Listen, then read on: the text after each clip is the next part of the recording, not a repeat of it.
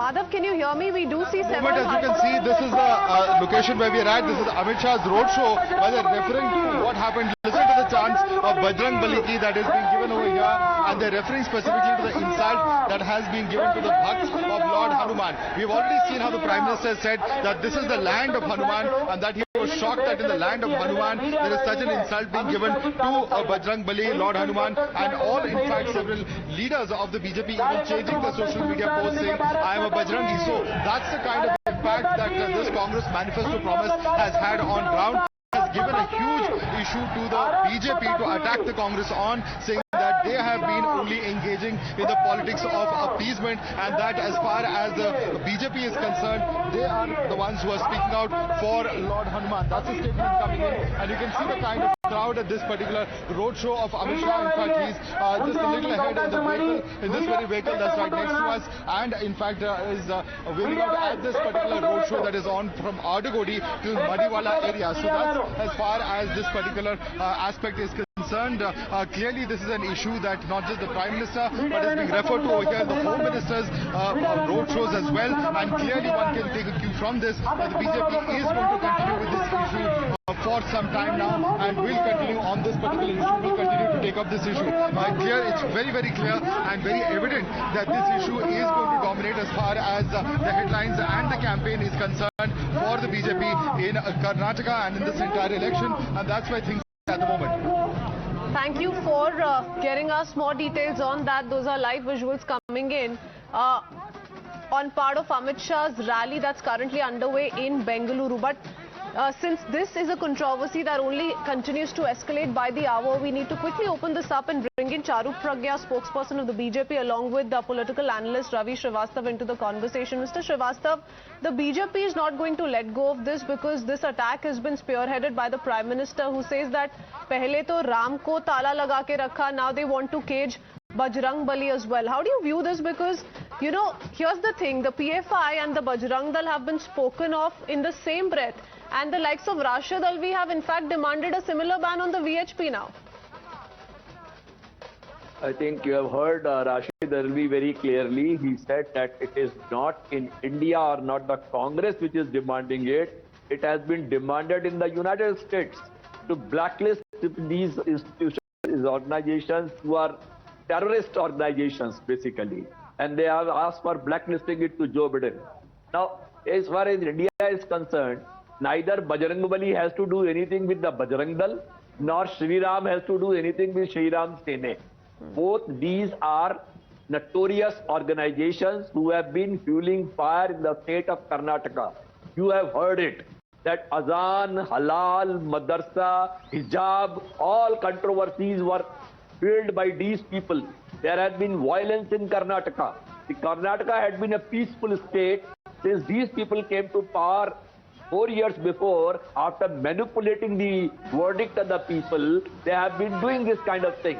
And the people of Karnataka, they don't want all this religious fanatism in the state. While Mr. Srivastav, you have your own perspective on what the Bajrang Dal represents, what it means, the greater message it carries, the ideology it believes in. I don't want to get into that. But you know, the thing is that you have a Congress party, and that's the question that's being asked by the BJP. Charu can come in on that. The BJP has been maintaining that if you wanted to, you know, talk about the PFI in this kind of a derogatory light, then why is it that you release so many PFI workers under Congress rule? And now you're speaking of the PFI and the Bajrang Dal in the same breath. But then why such a soft spot for the PFI workers back in the day, sir?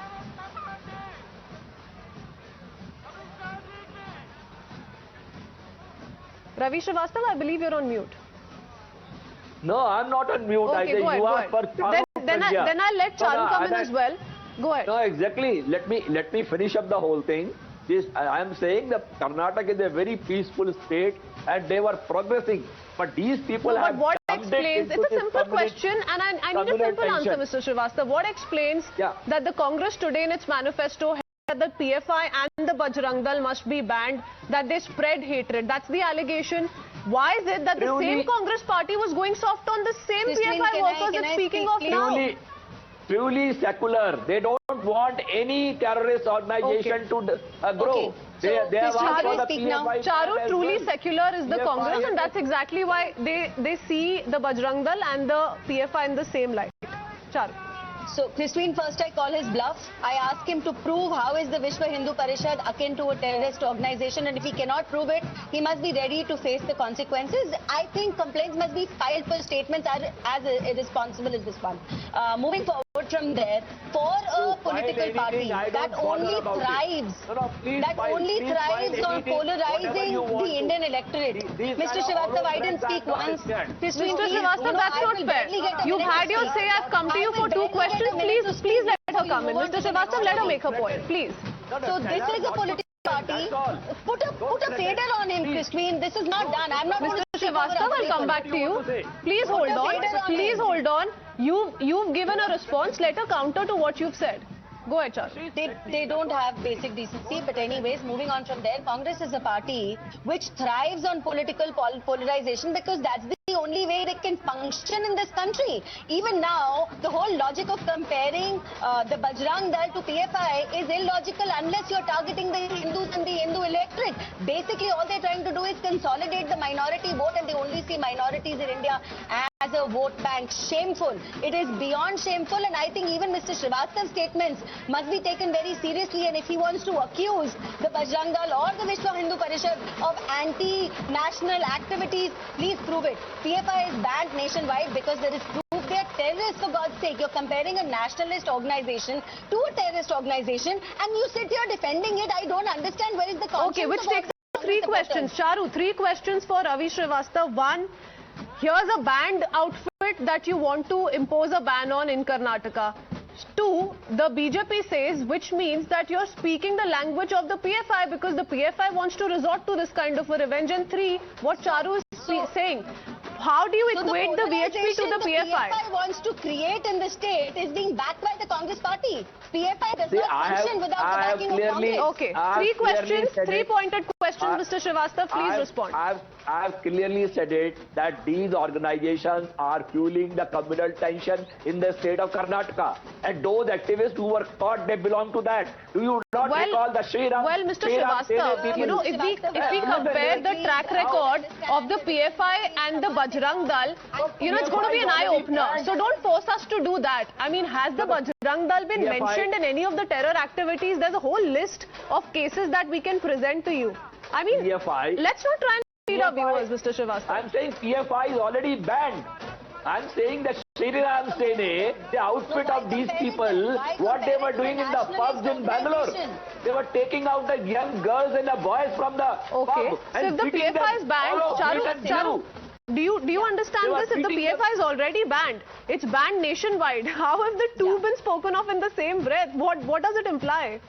You know, Christine, I'll tell you what it implies. It implies the Congress party supports and backs PFI to the extent that they say आपके खिलाफ जितने cases हैं हम माफ कर रहे हैं. आपको हम compare करेंगे with other nationalist organizations because according to the Congress, PFI is nationalist. Mr. Srivastava, are you saying it's not proven that cases have been withdrawn under the Congress rule against PFI workers? Congress never supported the PFI. This is a separate organization altogether. Every single time, The SDPI of course had some seats fought last time in Karnataka. That I can send it to offline. Charu, he says that the Congress has never gone soft on PFI in the past. Going soft and going hard they are subjective things. Mr. Srivastava, go back and look at the data in front of you before you make statements like this. Very recently, Congress allowed PFI to take out a support rally in Rajasthan. Have you missed that? The problem in Karnataka. I asked you a pointed question. Banned organization, terrorist organization, PFI was allowed to take out a support rally in Rajasthan. You know, Mr. Ravi Srivastava, today, the likes of the Prime Minister today have come out to say that the Congress did not do anything to pave the way for the construction of Ram Mandir. And that's what the Prime Minister is also indirectly speaking of when he says an attempt was made to lock Lord Ram for so many years. And he's used a similar narrative, he's spun it around and he's speaking of it in the same manner for the Bajrang Dal as well. How do you respond that because that's a pointed charge of appeasement that's being leveled against the Congress. Congress All of it for appeasement. Congress did not lock any Ram Mandir. The Ram Mandir was locked because of the honorable courts. Congress, in fact, opened it. If you recall, Rajiv Gandhi had opened it. That temple, that particular place, that sanctum sanctorum had done it. You know, Mr. Srivastava just thinks if he shouts non-stop, his lies will turn into truth. No, but you have your own truth, you keep it with you. Do you remember the Ram Setu case, Mr. Srivastava? You're older than me, I'm sure you remember. I was still a young child studying at that point of time. Do you remember the affidavit which was put on record? Do you remember the Congress lawyers who went to court and said the hearing of the Ram Mandir should not be allowed to go on in the Supreme Court? I can go on and on. there is not one instance, Mr. Ravi Srivastava. At least 3 instances that Charu has spoken of. So let's not try and redirect it, because the Prime Minister was very clear in his intentions when he spoke of what the Congress meant to do back then and what it's trying to do now. Amit Shah जो है वो झूठ है क्योंकि बेंगलुरु में इस वक्त road show कर रहे हैं. अमित जी,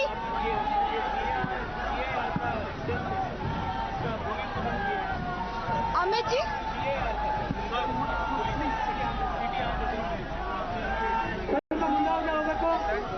ನಮ್ಮೆಲ್ಲರ ಕಾರ್ಯಕರ್ತರು ಅಮಿತ್ ಶಾ ಜಿಯನ್ನು ವೆಲ್ಕಮ್ ಮಾಡಲಿಕ್ಕೆ ಎಲ್ಲರೂ ಇದ್ದೀರಾ.